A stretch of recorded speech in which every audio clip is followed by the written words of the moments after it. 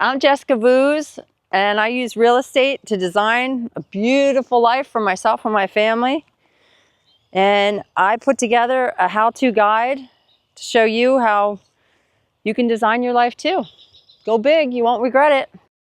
My husband and I built a life by design. We started out in very humble settings. My parents rented a trailer. Josh's parents, he was born in a hippie commune in Manhattan where he slept in a dresser drawer. And we put our minds together and we designed a plan to use real estate in many different ways to get a beautiful life for ourselves and our children and our grandchildren. So I'm going to show you what we did, and hopefully it'll help some people to use real estate to design a beautiful life. We went from literally having no heat to owning a 94.5 acre farm with multiple homes on it, a wedding venue, separate from my real estate career and my team, which is wonderful. I'm so grateful for having a real estate team. And yeah, it was a plan that we designed at a young age, and we've tweaked and had to make adjustments as we've gone, but it's flipping houses and just real estate and your side hustles and becoming an entrepreneur, having your job versus your dream, and also the mindset that it takes. It takes a lot of grit, a lot of work to get from nothing to a whole lot.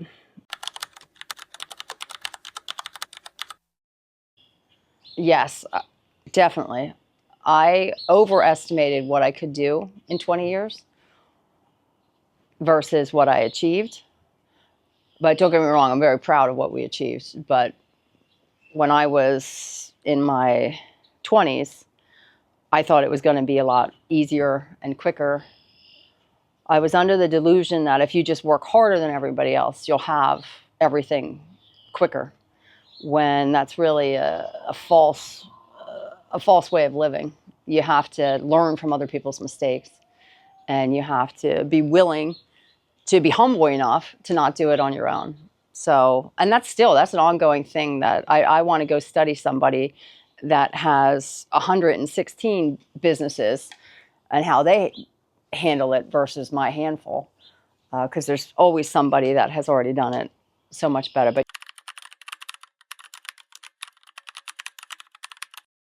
when I was young, my mom was my biggest influence, or definitely up there.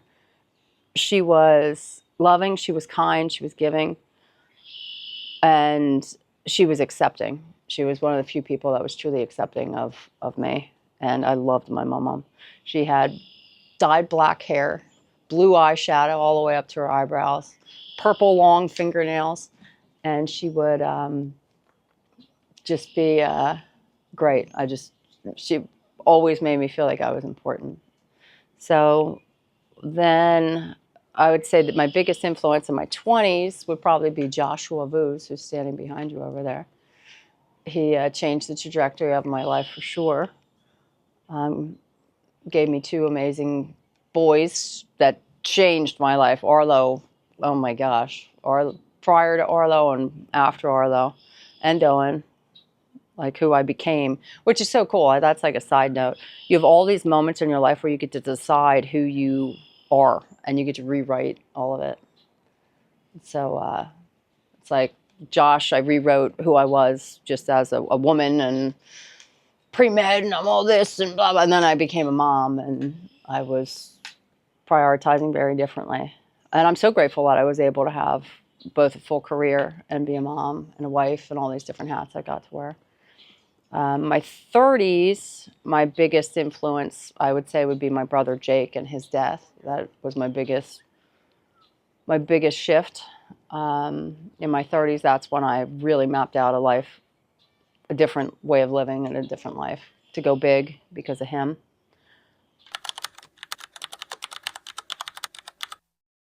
Oh yeah, definitely. Sometimes your loved ones mean well, but there's like some saying where other monkeys will pull a monkey down if they think they're going to get hurt. And that's what your family can oftentimes do to your dreams and to you, because they want you, and they mean well. But ultimately, you need to live your own life. You got to do what's right for you. And you know, if you're brave, what your life should look like. And people say, I don't know what it, well, no, you're just afraid. You're just being scared. You're not going for it. You know what you're supposed to be doing in your life. So yeah, no, I was very scared to shift gears because I still had student loan debt. And I had a safe job. I was a social worker. And if I went to work, I had a paycheck every 2 weeks. And I had that false sense of security that a job like any job, any pay job gives you. So yeah, I was scared to switch, but I knew I did not want to be a social worker my whole life. My biggest mistake starting my real estate business would have definitely been not being humble, not seeking out advice from people that had already done it.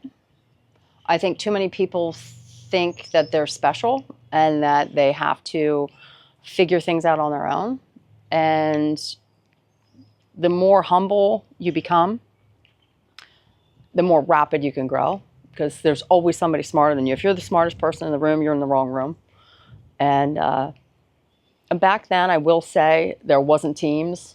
There wasn't all of these big sessions. I remember it was really pretty funny. I had a really good, my chickens are making noise. I had a really good month in real estate. And all of a sudden, I was invited to this breakfast of champions type thing.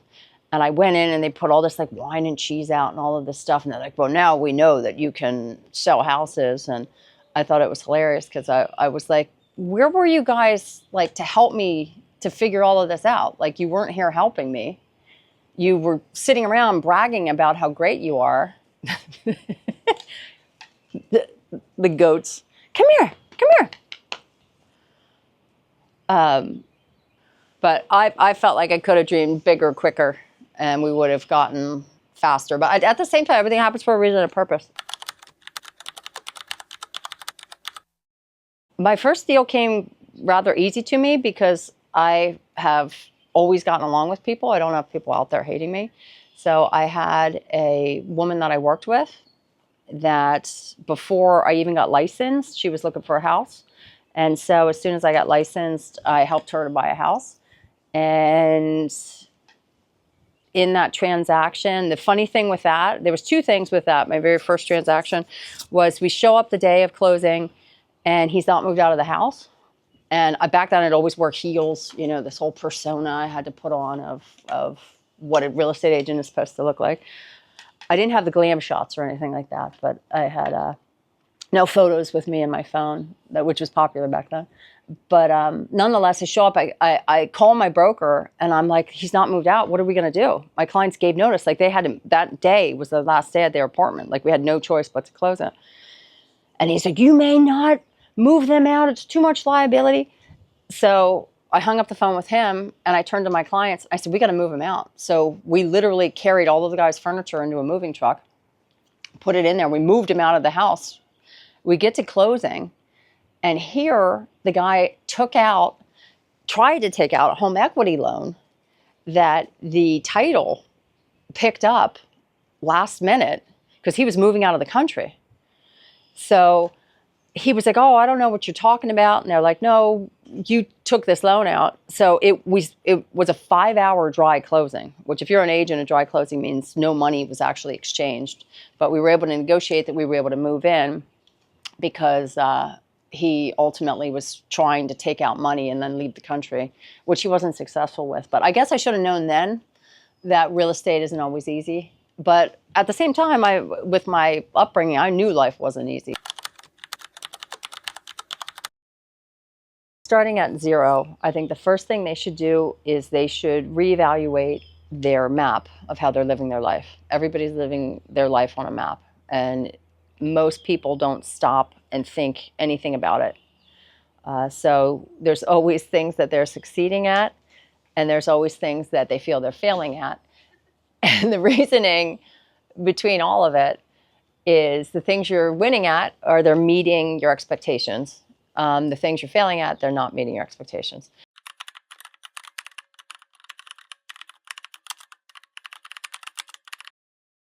I had to restart.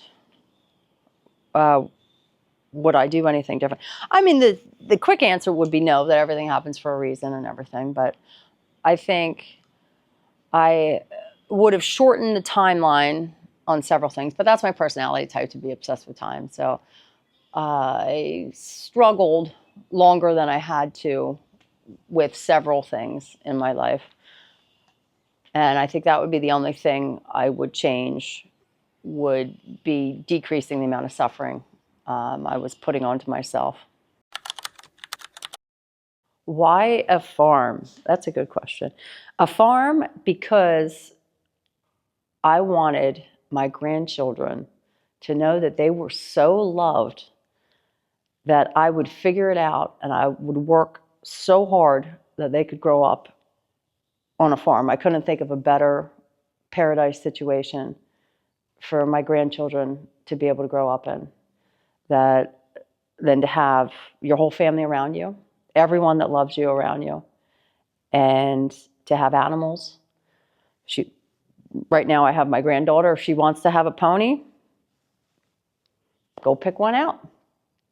I couldn't think of a better scenario for my grandchildren than a farm. And Josh and I just always wanted to have a farm. Like, that's my favorite thing. My favorite thing is my chickens.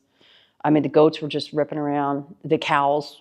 I love having a farm. I love having a garden. All of the above. God's not making any more land. Buy as much of it as you can.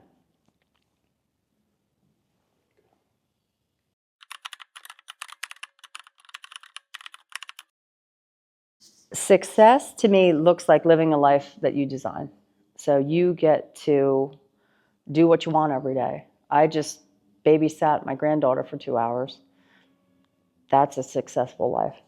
I gotta stop saying eventually we'll get it out of it. Success looks like to me being able to do what you want to do with your life. That every day you have the right balance of money-making activities and the right balance of your family. And for me, I am so blessed that the most successful thing I have in my life is that I can walk outside and I can see where both of my children live, and I can see my grandchildren, and they want to spend time with me. They don't want to spend all the time with me, and I don't blame them. But that's the beautiful thing, that I can be with my family and they can be with me, and we all help take care of each other. Success is a life that you design, and for me, that is my family knowing how much they're loved and me feeling loved from them. And living on a farm is just perfect. That's where I feel like people, it doesn't have to be a farm. Like, people can pick whatever it is. It can be any number of whatever it is. For me, it was a farm. For some people, it's helping their kids to buy a multi-unit, helping their kids to buy their first house, a vacation home, a mountain home, whatever. Living life big. Like, you have to live a life big. There's so many people who live these lives, and then the next thing you know, they're in their 60s, and they're like, I didn't do anything I thought I would do. They learned at a very young age how to make 60 grand, 70 grand, whatever. And then they never dream big anymore.